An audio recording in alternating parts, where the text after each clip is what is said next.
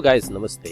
Nepali computer ज्ञानमा फेरि स्वागत छ। यदि तपाईँ यो च्यानलमा नयाँ आउनुभएको छ भने कृपया सब्स्क्राइब बटनमा क्लिक गरिदिनु होला, साथै त्यो घन्टीलाई पनि क्लिक गरिदिनु होला। तो आजको भिडियोमा हामीले सिक्ने छौं तपाईको ल्यापटप अथवा डेस्कटप कम्प्युटरबाट तपाईले वाइफाई को पासवर्ड कसरी पत्ता लगाउने। तो लौन सुरु गरौँ आजको यो कम्प्युटर ज्ञान।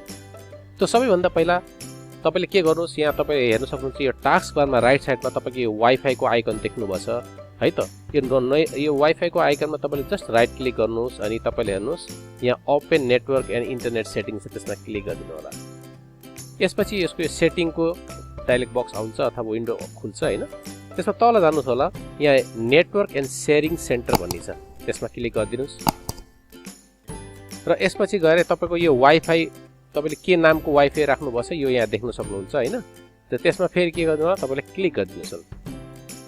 त्यसपछि तपाईको यहाँ एउटा नयाँ सानो पपअप विन्डो बक्स आउँछ, त्यसमा तपाईले हेर्नुस् यहाँ वायरलेस प्रपर्टी भन्ने एउटा अप्सन छ, त्यसमा सिम्पली क्लिक गरिदिनु होला।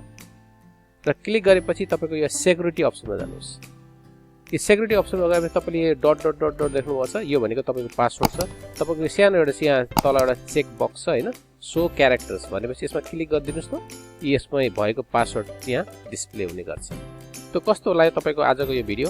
यदि तपाईलाई यो मन पर्यो भने please like, comment and subscribe गरिदिनु होला र यस्तै नयाँ नयाँ टिप्स एन्ड ट्रिक्सको लागि हेर्दै गर्नु होला नेपाली कम्प्युटर ज्ञान।